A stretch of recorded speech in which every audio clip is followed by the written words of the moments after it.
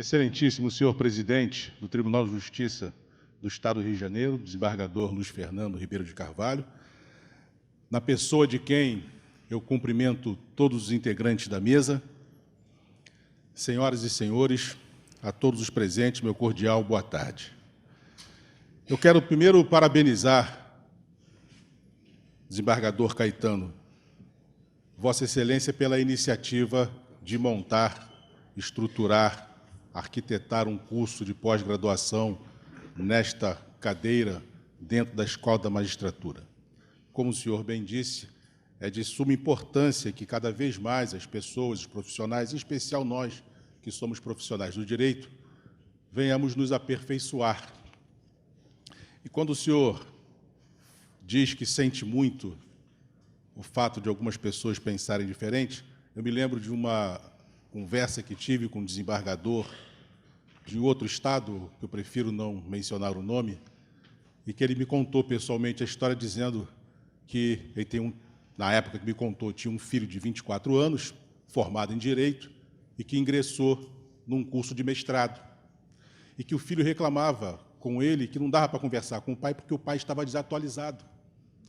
Aí ele, pai, desembargador, ele falou: Rangel, eu tenho 32 anos de magistratura, um garoto que nasceu ontem, 24 anos, dizendo que eu estou desatualizado. Um absurdo isso. E ele tanto falava e tanto reclamava, e eu não conseguia mais conversar com meu filho. Eu falei para ele: quer saber uma coisa? Eu vou fazer esse mestrado que você está fazendo. Me matriculei no mestrado, fiz a prova, passei. Sentei lá para destruir todos os professores, Rangel. Porque o que eles vão me ensinar, Rangel? Eu tenho 32 anos de magistratura, sou desembargador. Eu só esqueci de uma coisa, Rangel. Eu esperando eles fazerem a pergunta para eu responder, eu só não percebi que as perguntas mudaram e que eu estava desatualizado. E aí eu fui estudar para poder conversar com meu filho que estava estudando. Eu achei esse ato dele de me contar, primeiro de contar, né? Que aconteceu, tudo bem, mas ele contar isso foi muita coragem dele, mas humildade também, dele perceber que uma coisa é ele dar uma sentença ou um acordo lá no processo, outra coisa é ele discutir determinadas questões com o filho que está atualizado. Então, faz parte desse processo, às vezes, da arrogância do saber. Então, quero parabenizar Vossa Excelência por essa iniciativa e parabenizar o desembargador Abel, que aceitou e me fez a gentileza desse convite. Eu agradeço muito a oportunidade. Bom, direto ao tema, o nosso tema é a inimputabilidade penal e o processo escravocrata.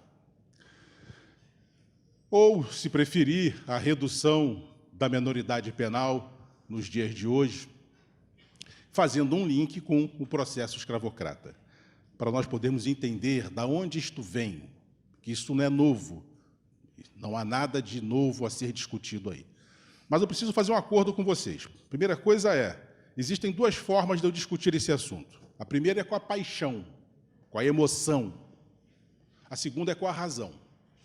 Quando eu falo paixão e emoção, a situação do homem comum, que nós somos, e que foi vítima de um crime praticado por um menor.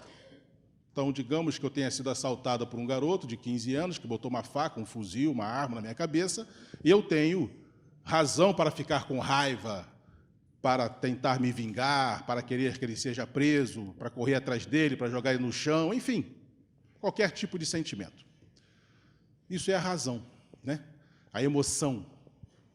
A outra coisa é eu raciocinar, parar para pensar qual a postura que o Estado tem que ter diante deste caso concreto. E aí eu estou falando não mais do sentimento do Rangel, do dia a dia, que foi assaltado, o sentimento individualista ou individual.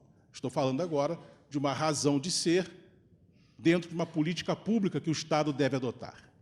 Bom, isso passa necessariamente pela análise que eu tenho que fazer do medo.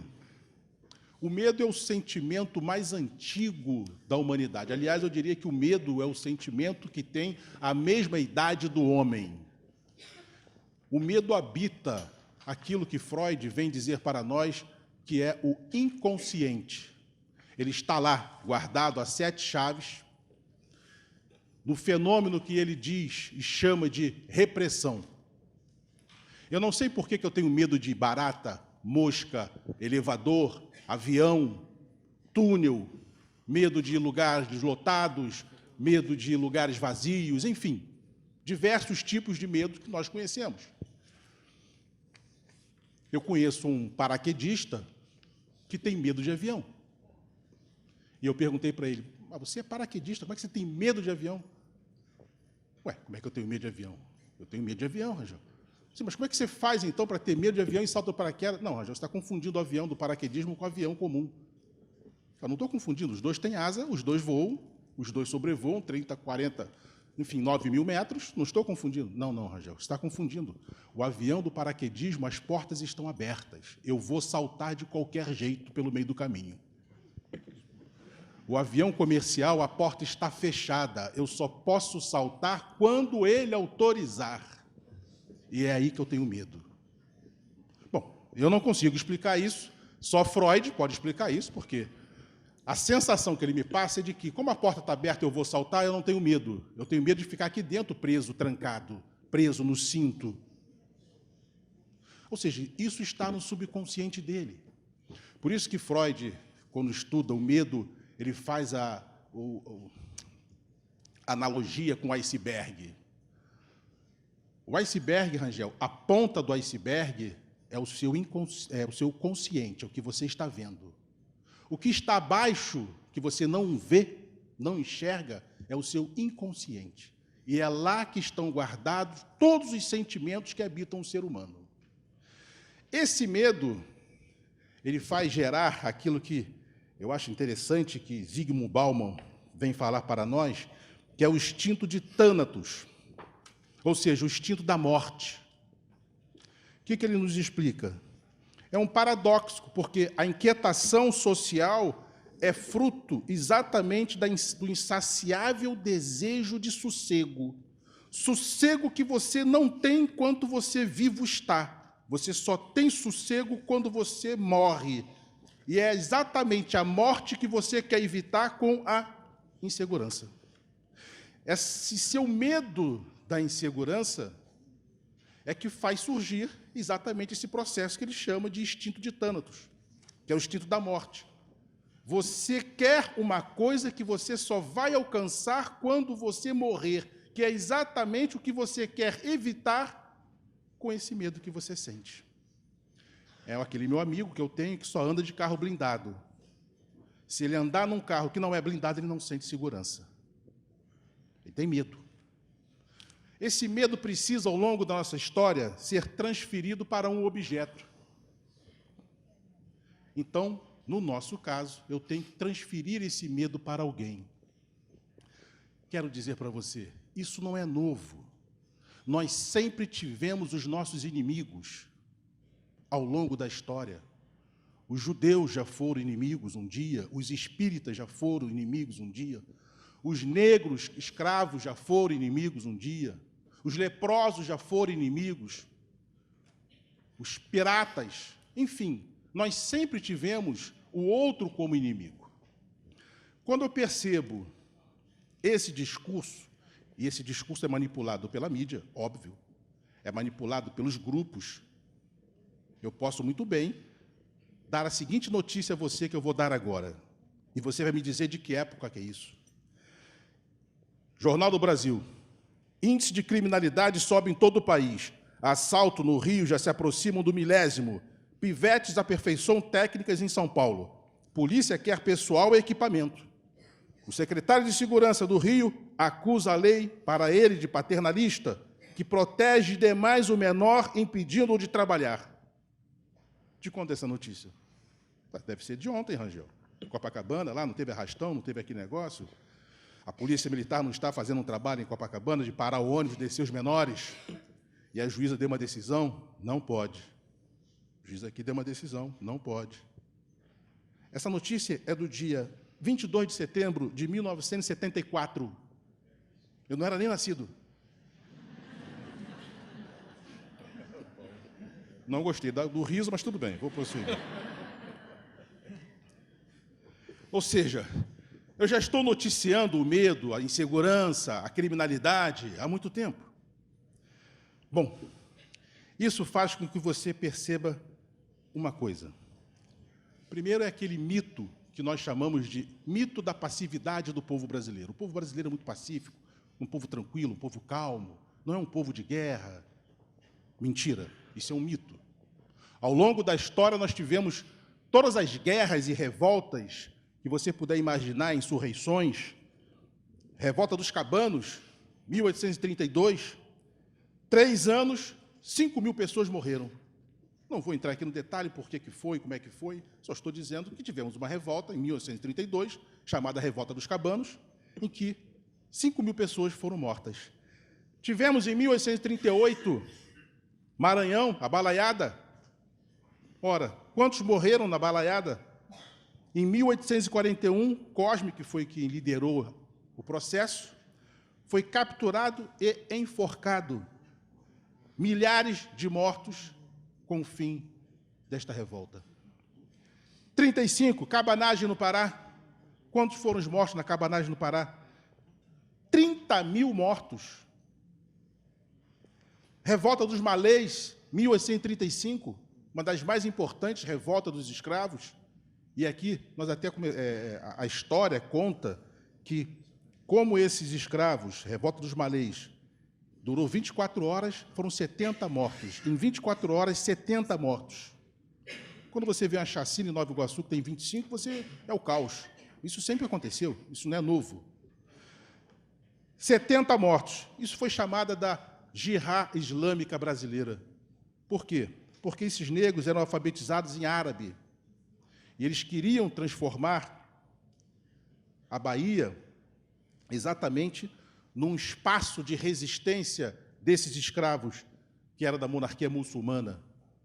Foram 70 mortos. Guerra dos Canudos, Bahia, 1897, estima-se que morreram ao todo 25.000 pessoas.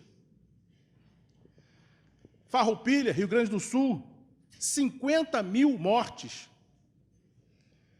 1902, já no início do século, portanto, República, a guerra da vacina, Pereira Passos manda fazer a vacina para combater a varíola, combater a febre amarela. Oswaldo Cruz faz a vacina e vai na casa das pessoas vacinar as pessoas. A oposição diz, os enfermeiros e médicos vão entrar na sua casa e vão vacinar as suas mulheres, suas filhas e suas esposas. Não, mas não tem problema, é para combater a varíola. Sim, mas é nas nádegas. Não, nas nádegas ninguém vai entrar na minha casa. Ou seja, ninguém vai entrar na minha casa. Cartaz, morra a polícia, abaixo a vacina. Foram 30 mortos, 110 feridos, 945 pessoas presas. Eu estou falando de 1902. 30 mortos. Imagina se hoje morrerem 30 pessoas aí. Numa revolta, num black bloc da vida, enfim, qualquer movimento. Isto sempre fez parte da nossa história. O que eu quero dizer para você? Quando eu percebo que eu tenho que controlar essa sociedade e que eu tenho que exercer um poder sobre ela, quando chega em 1835, 10 de junho de 1835, para eu fazer e manter o processo escravocrata, eu tenho que colocar medo nesses escravos que estão se rebelando. Sabe qual é o medo? Esta lei, de 10 de junho de 1835, estabelece a pena de morte para todo escravo que atentar contra o seu senhor ou seus familiares. Pena, forca. O que os escravos preferiam? Eu prefiro morrer, porque eu acredito na vida eterna. Se eu morrer, eu vou continuar a viver. E não vou passar por esse processo que vocês me obrigaram. Me pegaram na África, me trouxeram para o Brasil, numa viagem de 60, 70 dias, num navio negreiro. No porão de um navio, vinham 600, 800 escravos, amontoados entre si, defecando, urinando, vomitando, tudo naquele mesmo local, acorrentados. 10% morria na travessia, então era jogado ao mar. Os que chegavam vivos, doentes, ficavam numa espécie de stand-by, que nós chamamos hoje, ou seja, se melhorar, vai ser vendido, se não melhorar, vai ser enterrado aqui no valongo no bairro da Saúde hoje, onde tem o cemitério, tinha o cemitério dos mortos-vivos. Era lá que eles eram enterrados. Os que sobreviviam eram vendidos. Quem eu vou trazer nessa viagem da África para cá? Um homem de 40 anos de idade ou um homem de 9, 10 anos de idade? Eu vou trazer os mais jovens, porque são eles que vão conseguir sobreviver. Trouxeram os jovens, garotos de 10, 12 anos. Por quê? Porque a vida média do escravo no Brasil era até 30 anos de idade. E quem é que vai suportar todo esse sacrifício? O mais jovem. Trouxeram, eles se rebelaram, porque foram tirados do seu habitat, e começaram a fazer o quê? Atacar os senhores. É claro, eu vou resistir, ninguém vai me espancar. O Código de Processo Penal diz, artigo 60, você pode ganhar até 300 chibatadas. 300 chibatadas. Mas isso não é num dia só, não, diziam os homens bons. Durante um mês. Então, todo dia, o Senhor espancava esses escravos, até completar a sentença dada pelo juiz de 300 chibatadas. Muito bem. Esses jovens que resistem, matam o Senhor, porque eles querem se livrar daquele suplício. Se eu for processado e condenado à forca, eu me livro do suplício. Então começou uma guerra contra os senhores e seus familiares. Homicídios dos mais terríveis. Vem a lei de 10 de junho e diz, forca. Vem um processo criminal contra os escravos. Processo criminal que, quando você analisa cada processo, e quem faz isso é a história, não somos nós do direito, são os historiadores, os processos criminais mais bizarros que você pode imaginar, sem direito à defesa. Que não é novo isso no Brasil. Sem direito à defesa. Vem o processo de abolição. Começa o processo abolicionista. Não por bondade do homem, do Senhor, mas por necessidade econômica. Então, eles primeiro fazem a lei, que é do sexagenário. Quem tiver mais de 60 anos, está livre. Mas quem é que consegue viver até essa idade? Essa idade máxima de 30, 40 anos de idade? Vem a lei do ventre livre. O escravo que nascer a partir dessa idade está liberto. Nasce a criança, o Senhor diz, pode mandar embora. A mãe, não, mas o filho é meu. Sim, o filho é seu, mas não pode ficar aqui, porque aqui só fica você, que é minha escrava. Essa criança não me pertence, ela é livre. Não, mas como é que um bebê de um dia vai viver? Não sei, eu sei que a lei diz que ele é livre, mas você é escrava. Não, mas isso não está certo, Senhor. Bom, então vamos fazer uma coisa, você pode ficar com ele, só que você vai pagar o que ele comer. A mãe faz o quê? Paga pelo que o filho está comendo, ou seja, está livre, mas não está livre. E com 10 anos de idade ele vai trabalhar. Com 10 anos ele começa a trabalhar na fazenda. Vem o processo de abolição, 1888. Não sem antes, termos a Guerra do Paraguai. Nós precisamos de voluntários, precisamos de soldados. O senhor de engenho diz, meu filho, não. Você quer voluntário? Eu vou alforriar 10 escravos.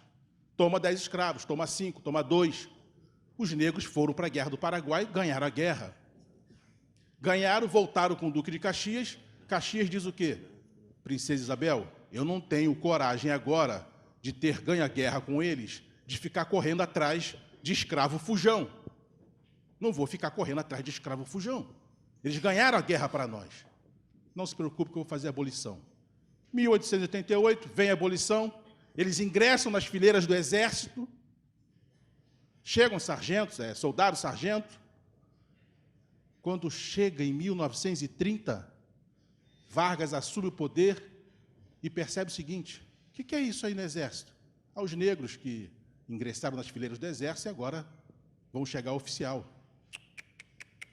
Negro, judeu, oficial, não. Baixa um ato normativo vedando que negros e judeus possam chegar ao oficialato. Percebam, eu sempre tenho um inimigo. Sempre. Eu quero saber só em que momento histórico você está para saber quem é o inimigo da vez. Nesse momento são os judeus. Vargas, os judeus, entregou vários a Hitler. Mas volta aqui. Abolida a escravidão. População do Brasil, 14 milhões de habitantes. Quantos ex-escravos? 800 mil ex-escravos. 800 mil pessoas sem emprego, sem saúde, sem dignidade, sem trabalho, vagando pelas ruas do país. Como que eu vou conseguir contornar isso? Como que eu vou conseguir controlar essa insatisfação social? Por quê? Porque essas pessoas não tinham trabalho, praticavam pequenos furtos. Não tinham trabalho, mendigavam, perambulando pelas ruas. Para se proteger, se reuniam em capoeira para lutar contra o Estado. A Força Nacional da época não conseguia conter as rebeliões dos escravos, dos ex-escravos, nas praças, porque eles lutavam capoeira. Então tem uma solução. Qual? Código Penal 1890. Mendicância, vadiagem, curandeirismo, capoeira, delito. Criminalizaram condutas de pessoas que precisavam de quê? Precisavam de incentivo para resgatar sua dignidade. O Código Penal de 1890 vem e criminaliza essas condutas. Por isso que o deputado, lá no Congresso agora, recente, fizemos a audiência pública sobre a redução da minoridade penal no Senado Federal, e fui convidado para falar sobre o tema, e um deputado estava presente e falou: eu queria só fazer uma pergunta ao senhor. O senhor que é professor, estou vendo o senhor falar muito bem aí do tema. Por que o Código Penal de 1890 estabeleceu a idade penal em 14 anos, e eu hoje, em 2016, não posso estabelecer em 16? Bom, o senhor tem tempo? Se o senhor tiver tempo, eu vou explicar para o senhor, porque isso requer um estudo histórico. Expliquei para ele que esse Código Penal de 1890 veio exatamente para pegar aquela população e estabeleceu no seu artigo, enfim, não importa qual artigo, mas só para que você possa entender o que efetivamente o Código dizia, artigo 27 do Código Penal de 1890, dizia: não são criminosos os menores de 9 anos, os maiores de 9 e menores de 14, que obrarem sem discernimento, não são criminosos. A contrário senso, se tiverem discernimento, se souberem o que fizeram, vão responder por crime. 9 anos a 14. E de 14 em diante, pode ser preso à vontade.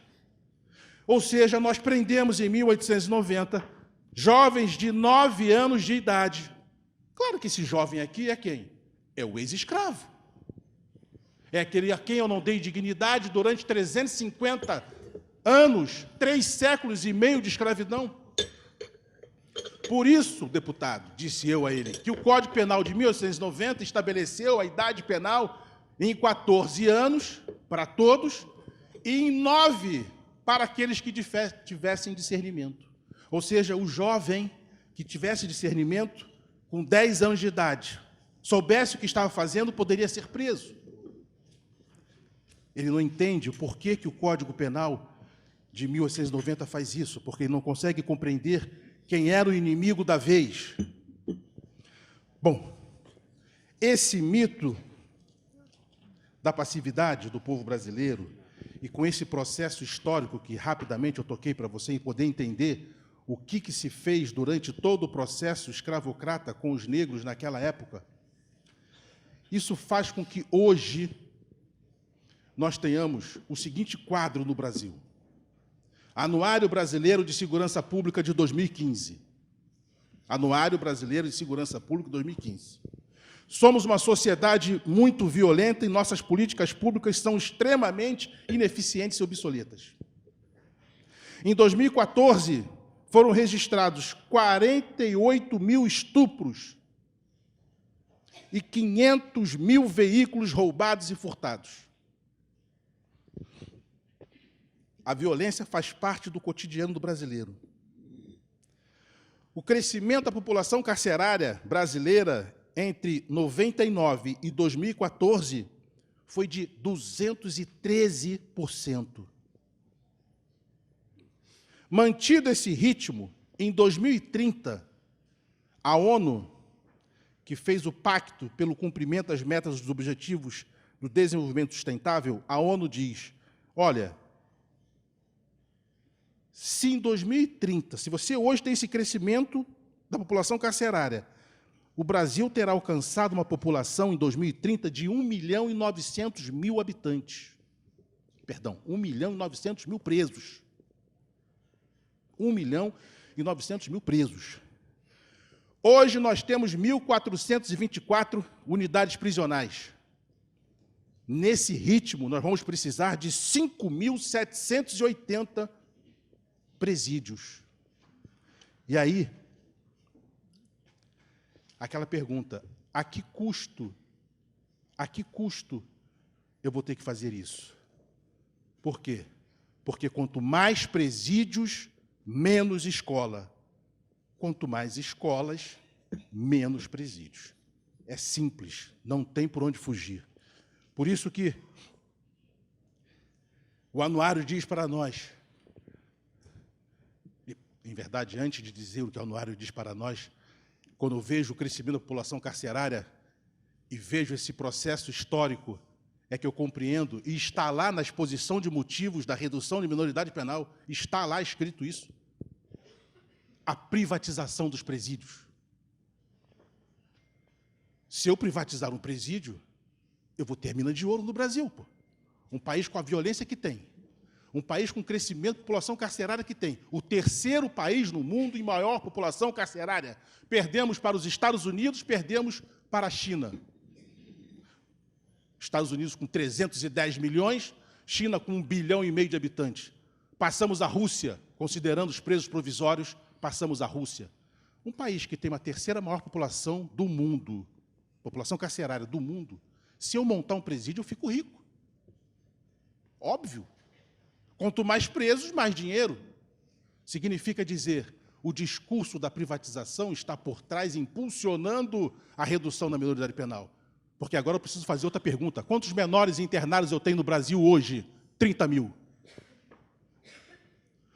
Desses, quantos têm entre 16 e 18 anos? 21 mil. Eu aumento a população carcerária em 21 mil. Sem contar que uma vez, iniciando esse processo, quanto mais presos, mais dinheiro eu tenho no meu presídio.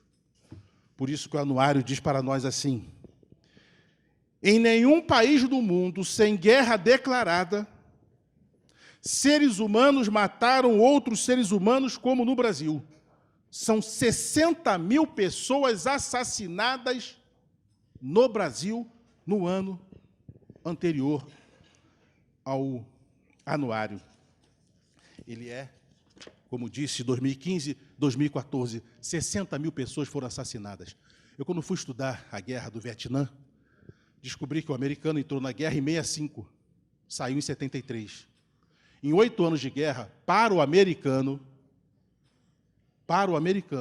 em 8 anos de guerra, morreram 56 mil americanos. No Brasil, só no ano, nós matamos 60 mil. Nós vivemos em guerra. Nós vivemos uma guerra. Nós não nos damos conta. Por quê? Porque quem morre é o outro, não somos nós.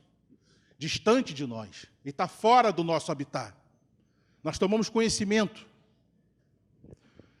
E aí continua o anuário com dados estarrecedores. A única explicação para a aceitação de uma polícia tão letal é a visão pelo conjunto da sociedade de que existem vidas descartáveis. Existem vidas descartáveis, inclusive de policiais, porque em 2014 foram 398 policiais mortos. E o anuário diz, é pobre matando pobre. Ele, pobre policial, matando o outro pobre. É ele, pobre negro policial, matando o outro pobre negro na favela. E o comandante que não... Ele é comandante. Ele me chama, vai lá na minha casa me fazer um convite.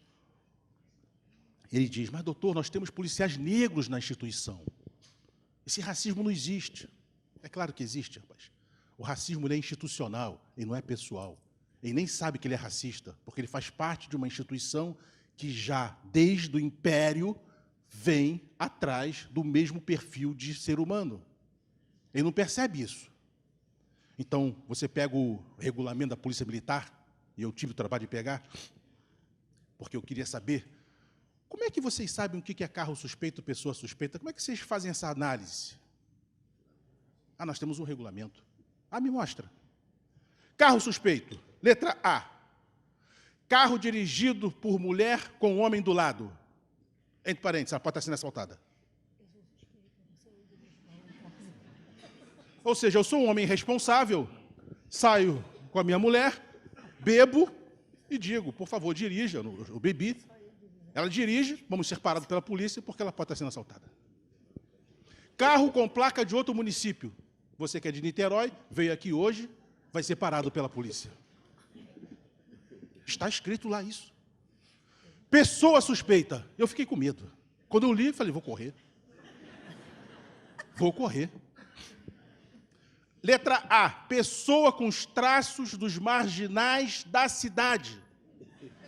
Lombroso. Pessoa com os traços dos marginais da cidade. Eu falei, mas quem são os marginais da cidade? Doutor, as pessoas que tiverem os traços dos marginais da cidade vão ser paradas na rua.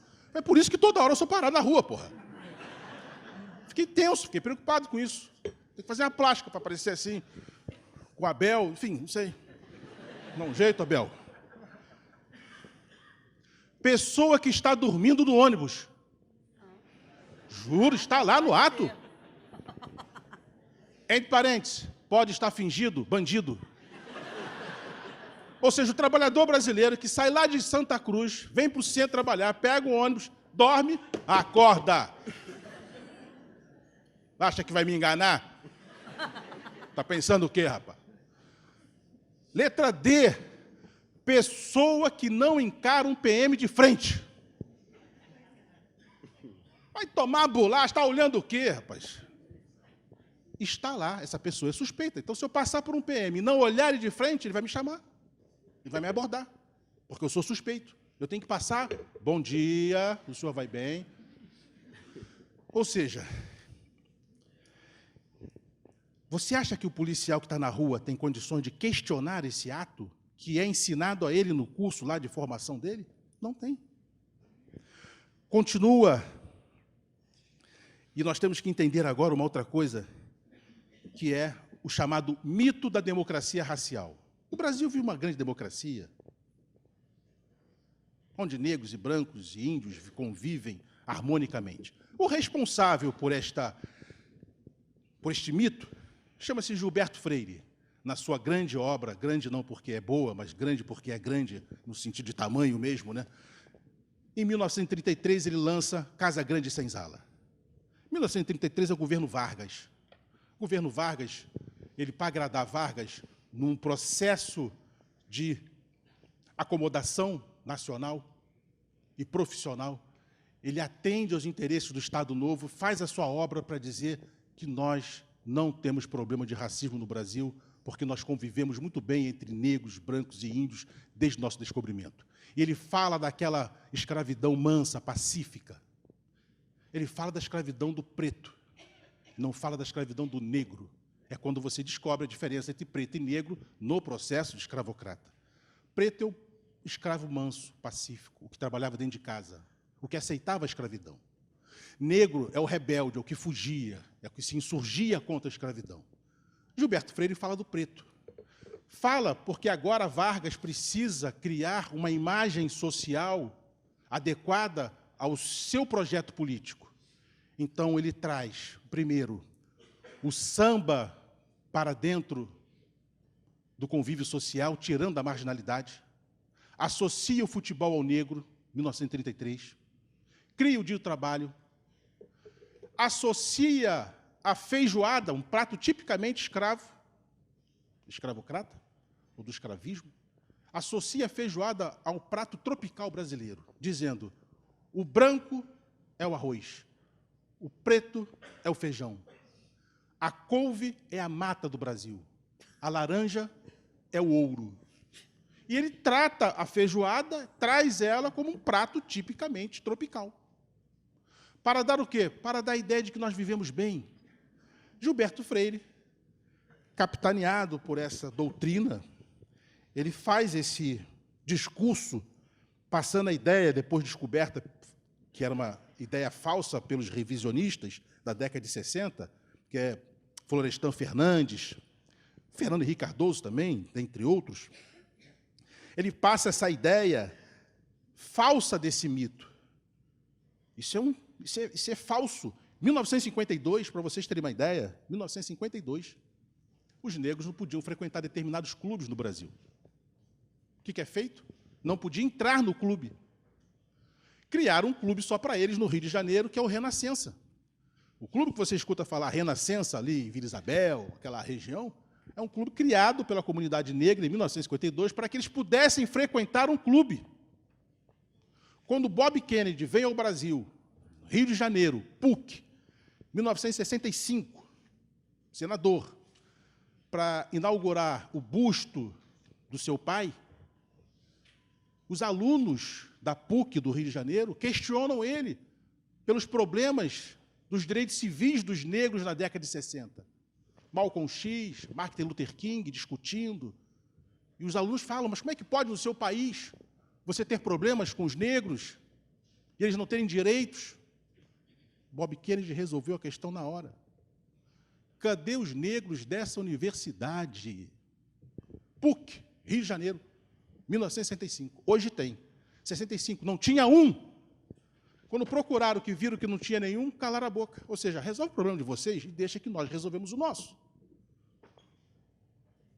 Década de 60, nos Estados Unidos, resolveram o problema dele. Década de 70, hoje o presidente americano é negro.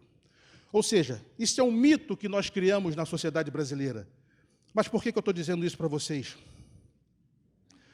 Porque eu tenho que entender quando alguém diz assim para nós, mas, Rangel, esse jovem que tem 16 anos, vamos estabelecer 16 anos, ele não sabe o que faz? Sabe. Com 16 anos, claro que ele sabe. Então, se ele sabe o que faz, ele não deveria ser punido pelo que faz? Isso é uma outra pergunta, e tem que ter uma outra resposta. A minha filha tem 6 anos de idade, 6 anos de idade, ela sabe perfeitamente o que ela faz. Você diz assim, Maria Fernanda, não sobe aí. Ela te olha com aquela cara dela e sobe. Minha filha, você vai cair daí, não sobe aí. Desce daí. Ela desce. Daqui a pouco ela sobe. Maria Fernanda, você vai cair daí. Eu já falei para você não subir aí. Ela vai e sobe. Ela sabe o que ela está fazendo. Ela está subindo num lugar que não é para subir. Ela não tem maturidade para entender o que ela está fazendo. Esse jovem com 16 anos, que também o deputado falou, mas ele vota. Ele vota, deputado, com 16 anos, mas não é votado. Não pode ser nada. Nem vereador. Tem que ter 18 anos. É vereador, já vota obrigatoriamente. Não pode ser deputado federal. Tem que ter 21. É deputado federal e é o mais votado do Brasil, fez o melhor parlamento do mundo, condecorado pela Rainha Elizabeth. Pronto. Não pode ser governador, tem que ter 30. Mas ele é deputado, ele sabe o que faz. Não pode. E por que não pode? Porque quem faz a regra do artigo 14 da Constituição da República leva em consideração a maturidade para o exercício do cargo. Imagina, vamos imaginar que você tem aqui um brilhante desembargador com 33 anos de idade, sumidade. A sumidade pode ser desembargador, mas não pode ser ministro supremo, tem 35.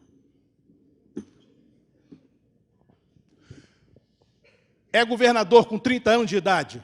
Não pode ser senador quando terminar o seu mandato aos 34, tem que ter 35. Não pode ser presidente da República. Ou seja, o discurso de que ele vota é falso, porque ele vota e não pode ser votado. Ele tem a capacidade eleitoral ativa, mas não tem a passiva, não pode ser votado. E aí eu pergunto a você o seguinte: o sistema carcerário brasileiro recupera alguém? Seja honesto e responda, você é magistrado, você sabe disso. Não. Quem entra no sistema penitenciário e sai pior ou melhor do que entrou? Pior. Pior. Se eu diminuir a idade para 16 anos, eu vou ter mais ou menos gente entrando? Mais gente entrando. Então, Conclusão, eu vou ter mais gente entrando e saindo, pior. Se essa sociedade que você quer para você, está perfeito. Você tem que ser coerente. Se não é, alguma coisa está errada. Alguma coisa está errada nesse discurso. Por isso que é muito interessante, nós confundimos, e por isso o tema, impunidade com imputabilidade. Você é profissional de direito, você sabe disso. A imputabilidade é uma coisa. Do menor do Brasil, começa com 12 anos. ECA, já tem internação. Impunidade não existe, ele é internado. Aí fica 3 anos. Eu conheço gente que matou maior e ficou muito menos tempo. Ou seja, eu tenho que entender o que é impunidade e o que é imputabilidade. Qual é o índice de reincidência dos maiores? 70%. E o índice de reincidência dos adolescentes? 20%. Se eu diminuir a idade, eles vão entrar num sistema em que agora eles vão passar a reincidir com 70%. É baixo o índice de reincidência dos menores. E mais, isso é estatística, está lá no anuário. Quantos menores praticam crimes violentos? 1%. 1% está legitimando um discurso do medo para a redução da minoridade penal.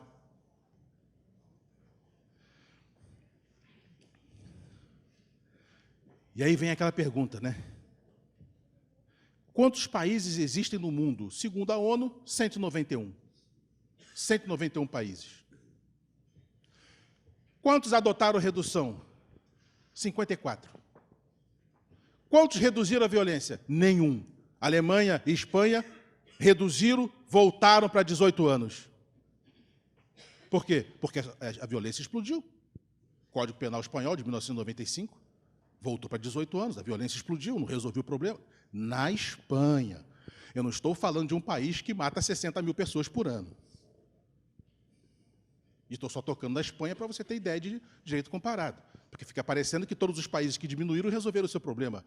Nenhum país do mundo resolve o problema de violência com o direito penal.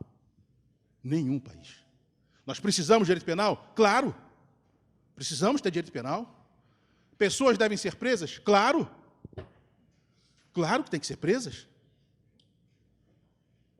Eu estou falando de solução de problemas de violência da base. E aí, vejam, quantas crianças e adolescentes morrem no Brasil por dia? Por dia. Por dia. 24 crianças e adolescentes morrem por dia no Brasil. 24 vezes 30, 720. São 720 crianças por mês assassinadas no Brasil. Não é morrer de diabetes, de infarto, não. Assassinadas. Significa dizer, se eu dividir isso por 2, 720 por 2, 360. 360 eu tenho que botar num Boeing 747, porque no 367 não cabe. 360 em 2. São 2 Boeing 747 caindo todo mês no Brasil, com 720 crianças. 360 em cada um. E nós não nos damos conta. Porque isso não bate na nossa porta. Isso não bate na nossa porta. Quando muito conhecemos dos processos. Quando vira processo. Quando vira processo. Por isso que, quando se fala da população carcerária brasileira, um estatístico fez essa conta para mim, porque eu não sei fazer conta de estatística. Estatística é outra coisa. Ele falou para mim, Rangel, com esses dados da população carcerária do Brasil, Estados Unidos, China, eu posso dizer para você, levando em linha de conta nossa população e a da China, se nós no Brasil fôssemos 1,5 bilhão de pessoas, nós teríamos hoje 2,92% de pessoas presas. 2,92% de pessoas presas. Hoje, a China tem 1,3%. Ou seja, nós puniríamos mais do que a China.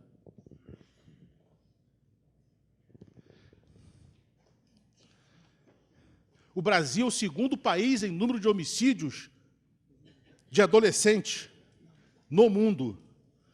No mundo, quem mata mais adolescentes? Segundo é o Brasil. E o primeiro?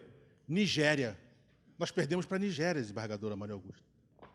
Nós perdemos para a Nigéria. Mas daqui a pouco vamos ganhar. Isso aí é conosco mesmo. O que é o para o mal, a gente consegue rápido.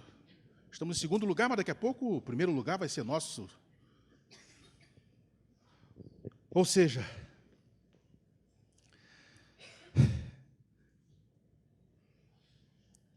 se eu for olhar hoje os adolescentes entre 14 e 17 anos, eles são responsáveis por consumir 6% das bebidas vendidas em todo o território nacional. Quem é que cabe fiscalizar isso? Por que se permite que atletas e artistas de renome façam propaganda de cerveja na TV e na internet, cigarro proibido? Isso é um problema que gera o consumo. Gerando o consumo, eu também quero. Eu também quero. O jovem que está na rua, e aí digo, se ele roubar meu relógio, eu vou me atracar com ele. Porque eu sou um cidadão, sou pessoa, vai roubar o outro. Pega o relógio lá do Abel, que é mais bonito que o meu. O meu, não. Mas eu sou cidadão, pessoa, eu posso ter esse sentimento ruim dentro de mim. Eu estou falando enquanto Estado, enquanto pessoa jurídica de direito público. Estado. O Estado, ele gasta, olha que coisa interessante, em 2013, considerando a segurança pública, as prisões, as unidades de medidas socioeducativas, 258 bilhões de reais. Ou seja, 5,4% do PIB brasileiro é gasto com prisões, segurança pública, medidas socioeducativas. O médico me chama e diz assim, numa palestra como essa aqui, ele me chama e fala, olha só, eu vim acompanhar minha esposa, que é advogada, eu achei interessante. O senhor já parou para pensar quanto que a medicina gasta no hospital? Não, não sei, não sou médico. Pois é, hoje, quando tem essa violência na rua, que esse rapaz toma um tiro de fuzil, que ele chega no hospital, não tem mais como salvá-lo, porque já teve hemorragia. Se eu não puder fazer alguma coisa, a intervenção médica que eu tenho que fazer é tão forte que o gasto é excessivo. E eu tenho do outro lado um cara que acabou de infartar. E eu não tenho aparelho para todo mundo. Eu tenho que pensar quem que eu vou salvar. É a escolha de Sofia. O gasto lá no hospital para essa violência que gera aqui fora é altíssimo. Ou seja, quanto mais eu investir em segurança, em presídio, em casas albergadas e etc. e tal, menos eu vou investir na educação para diminuir a violência. Não tem por onde sair. O país que aposta o sucesso da sua política, na segurança pública ou na repressão penal, está fadado ao insucesso. A aposta tem que ser na educação. Por isso que, se existe um custo da violência no Brasil, é porque toda política pública que visa combater a violência, ela traz um efeito contrário, por desacerto exatamente no que se está investindo. E aí, meus amigos, eu quero, encaminhando aí para o meu final, eu quero fazer um tributo aqui, mais ou menos, assim, uma justiça, vamos dizer assim, a Rui Barbosa. Rui Barbosa foi acusado de querer apagar a história da escravidão no Brasil. Isso é mentira. Mas por que dizem isso? Porque ele era ministro da Fazenda. Logo, início da República, século passado. E como ministro da Fazenda, ele detinha nas mãos toda a documentação fiscal de compra e venda dos escravos. Porque era uma compra e venda. Eu não compro um carro, não tenho nota fiscal, comprava um escravo, tinha nota fiscal. Ele é meu. O Ministério da Fazenda tinha toda essa documentação. O que aconteceu? O barão de Cotegipe, que era o João Maurício Vanderlei, senador pela Bahia, ele tomou conta da tribuna para dizer o seguinte, olha só, vocês vão abolir a escravidão? Vamos.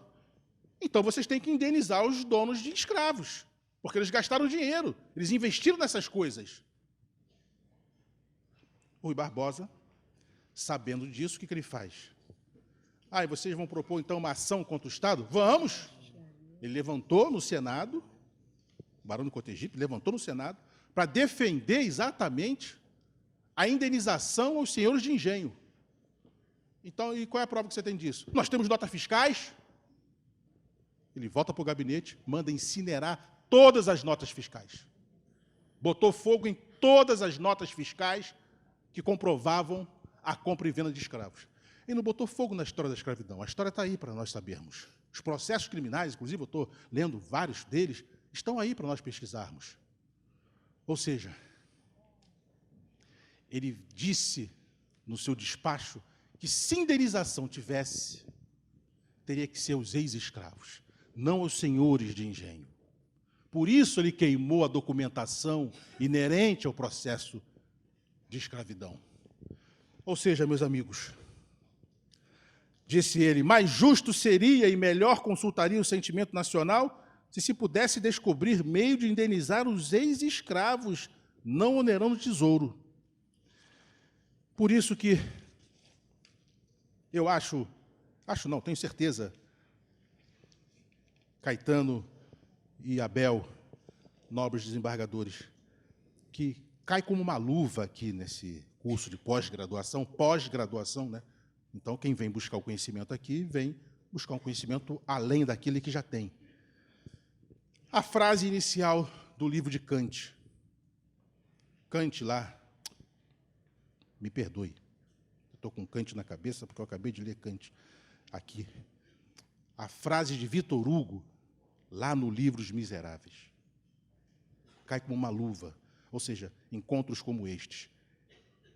Disse Victor Hugo, enquanto por efeito de leis e costumes houver proscrição social, forçando a existência em plena civilização de verdadeiros infernos e desvirtuando por humana fatalidade um destino por natureza divino, enquanto os 3 problemas do século, a degradação do homem pelo proletariado, a prostituição da mulher pela fome e a atrofia da criança pela ignorância não forem resolvidos, enquanto houver lugares onde seja possível asfixia social, enquanto sobre a terra houver ignorância e miséria, livros como este não serão inúteis.